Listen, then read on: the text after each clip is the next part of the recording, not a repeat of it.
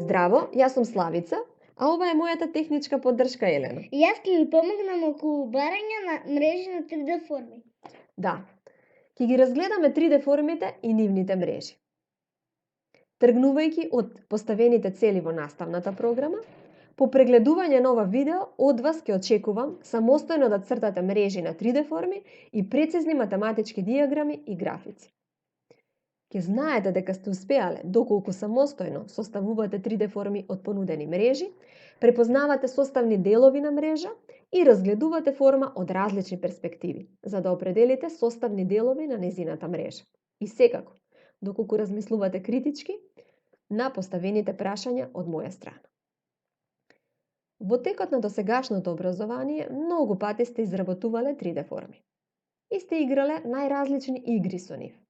Во првото полугодие, зададена 3D форма ја цртавте незината мрежа, а сега ќе се обидеме обратно.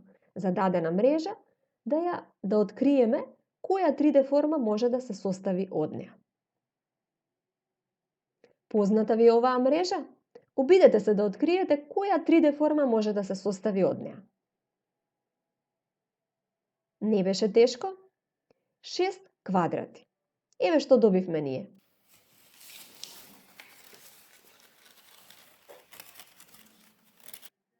Ја препознавате коцката или уште наречена хексаедарот.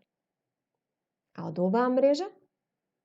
Во прашање се рамнострани триаголници, 4 на број. Дали можете да претпоставите која 3D форма може да се добие? Ајде да видиме што добивме ние.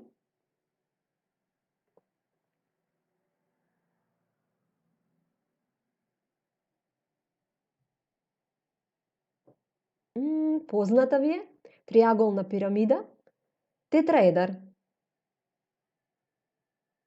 Ако се обидеме оваа мрежа да ја дуплираме, да додадеме уште 3 триаголника, што мислите сега од оваа мрежа?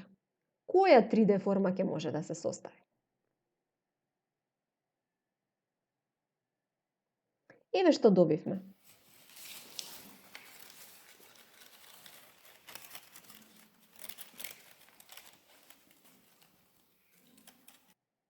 Го препознавате октаедарот.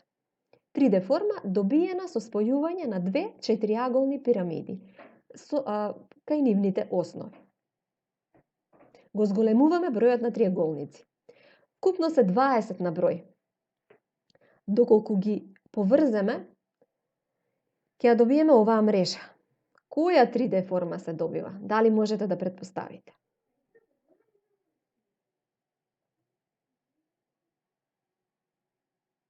Тоа е икосиедарот. А од оваа форма? Веќе не е во прашање рамностран триаголник. Го заменивме со правилен петоаголник. Вкупно ги имаме 12 петаголника. Кога ќе се состават, дали претпоставувате каква форма ќе се добие? Ајде да погледнеме.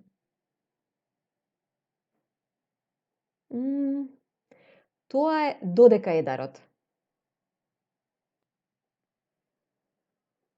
Сите овие форми кои што ги разгледавме досега се нарекуваат Платонови форми.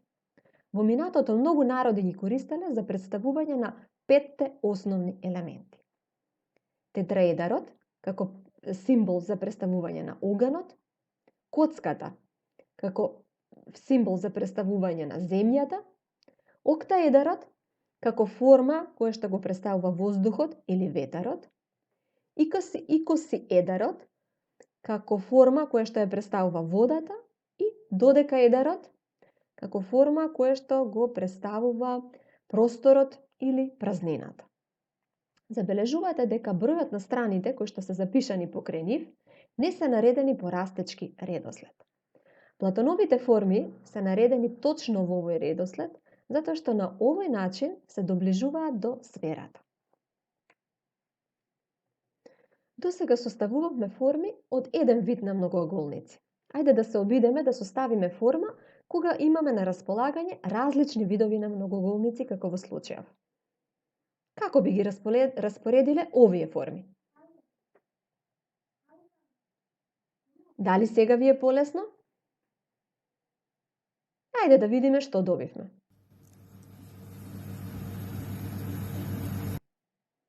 Сакате уште еднаш да ја прегледате снимката за да видите која форма беше на почетокот.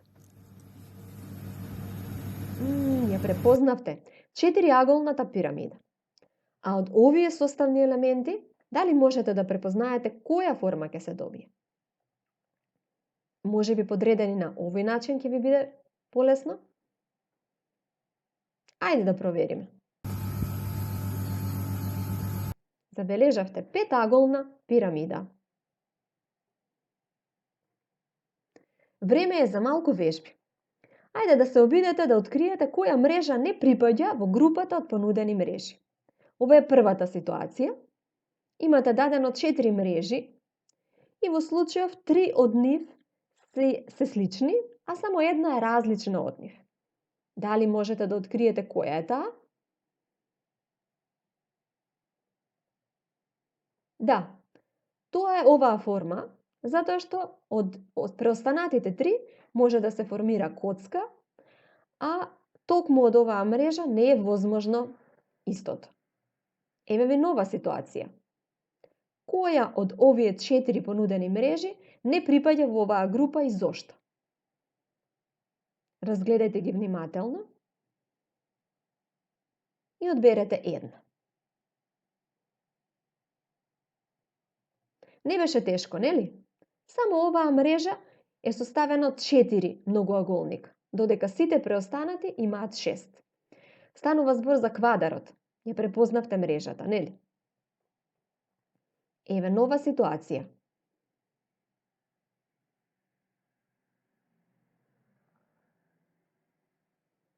Ова може би беше најлесното за откривање. Трите мрежи кои што се преостанати го формираат конусот, додека само ова не може да овозможи да се состави конус. Која од овие мрежи не припаѓа во оваа група и зошто?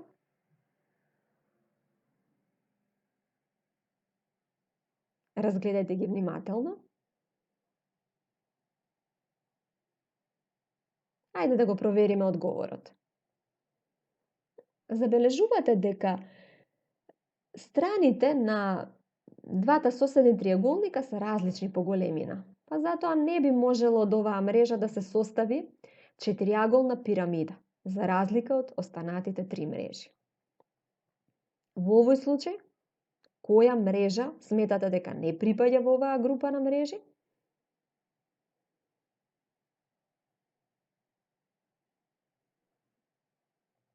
Ова беше исто така лесно. Само оваа мрежа е составена од 3 дела и во никој случај не може да даде да се состави триаголна призма, како што тоа е возможно кај преостанатите 3 мрежи. А овде, која понудена мрежа се разликува од преостанатите 3? Која можете да ја издвоите како различна од другите мрежи?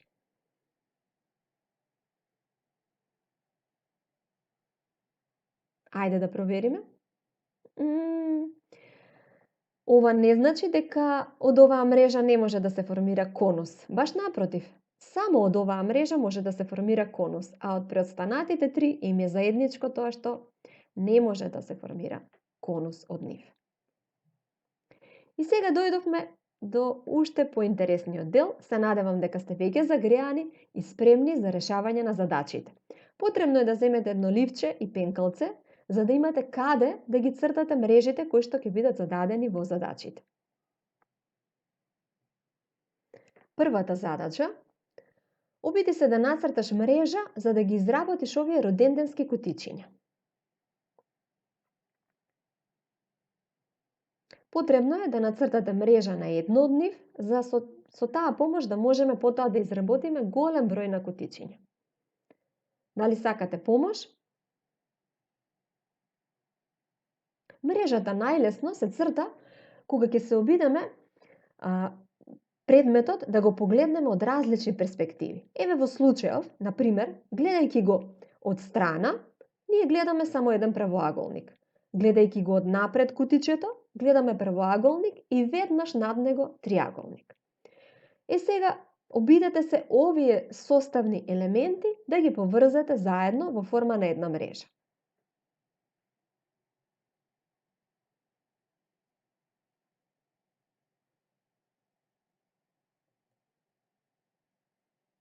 Би добиле вакво нешто. А можеби, доколку ги поврзавте на различен начин, ќе добиете и поинаков изглед на вашата мрежа. Меѓутоа, тоа воопшто не е важно. Важно е да ги имате сите составни елементи и да може успешно да го составите роденденското кутиче. Одиме на втората задача. Колку материјал е потребен за да се изработи поштенско сандаче, дадено со овие димензии? Може да ја паузирате задачата и да се обидите сами да ја решите, а може и да побарате помош од мене. За почеток, потребно е да се нацрта мрежата на оваа форма. Ги забележувате сите составни делови. Основата во форма на правоаголник, предната, задната страна во форма на квадрати. Тоа се квадрати затоа што должината им е 6 и ширината им изнесува 6. Покривот со овие два полукруга и секако овој овален дел кој што представува половина од цилиндар е представен со правоаголник. Сега е наред да ги пресметате плоштините на секој од овие составни делови. Тоа го знаете од претходно, да пресметувате плоштини на квадрати, правоаголници и кругови. Потребно е само да ги пренесете димензиите од цртежот на мрежата. Би го добиле ова нешто. Познато ви е плоштината на овој правоаголник, оваа димензија 6 помножена со оваа 10, тоа е централниот дел. Плоштината на квадратите добиена како 6 оваа димензија и исто 6 оваа, 6 по 6. Овде е добиено 9 пи, затоа што во прашање се два полукруга кои што заедно составени би дале цел круг. Плоштина на круг знаеме дека е r на квадрат пи. Во случајот суштинско е да се најде колку изнесува радиусот.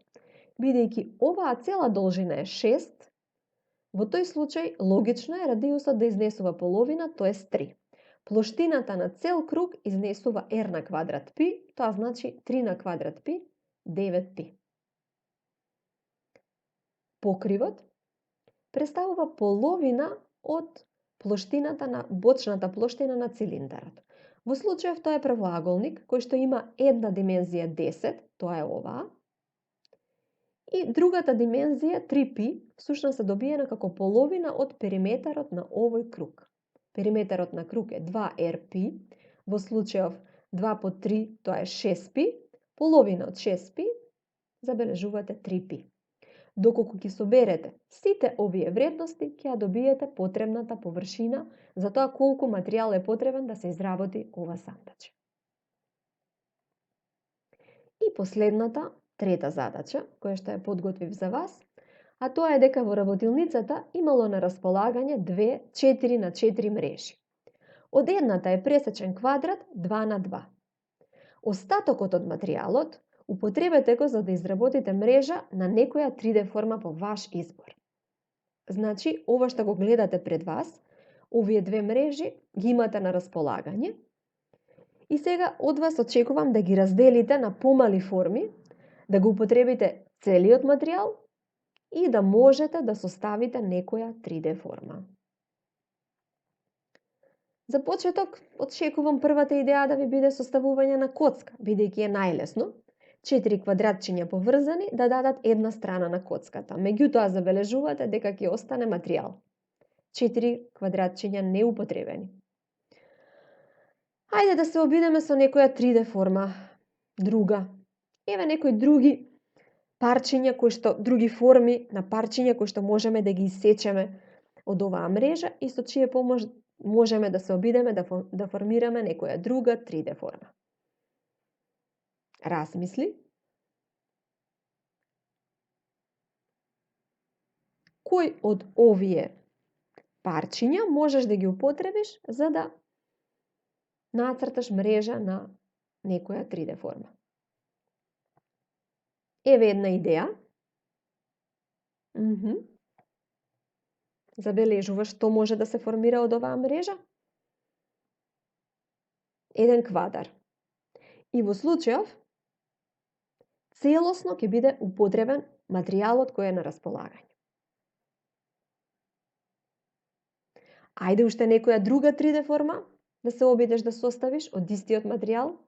Дали можеби добиваш идеја?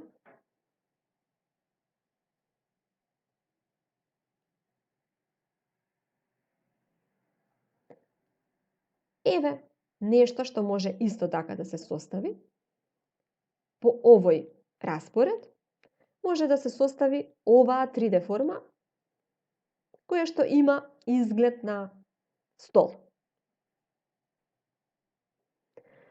Очекувам да се обидете да составите мрежи на уште многу други 3D форми од овој материјал. Обидувајте се со комбинирање на било какви делови од овие посочени мрежи на почетокот.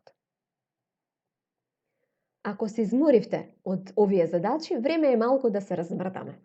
Обидете се самостојно да ги нацртате мрежите кои што ги разгледавме во видеото, а за тие посложените слободно посетете го линкот кој што е посочен на вашиот екран и од каде можете да ги испечатите директно на листови, било кој вид на 3D форма која што ќе сакате да ја изработите. Исто така, имате посочен уште еден линк. Доколку го проследите, ќе можете да изработите прекрасни оригами на истите 3D форми кои што ги разгледавме досега. И за крај, проверете уште еднаш. Дали сте успеале да ги завршите основните критериуми кои што беа посочени на почетокот на часот. Дали успеавте да составите 3D форми од понудените мрежи, дали можете да препознаете составни делови на мрежи, дали успеавте да разгледате форма од различни перспективи за определување на составни делови на незината мрежа, и колку тоа се пуштивте критички да размислувате додека јас ве водев со моите прашања. Одговорот ќе си го дадете сами на себе, како еден вид на своја самоевалуација. А јас ве поздравувам и ви посакувам да продолжите со прегледување на овие едукативни видеа. До гледање!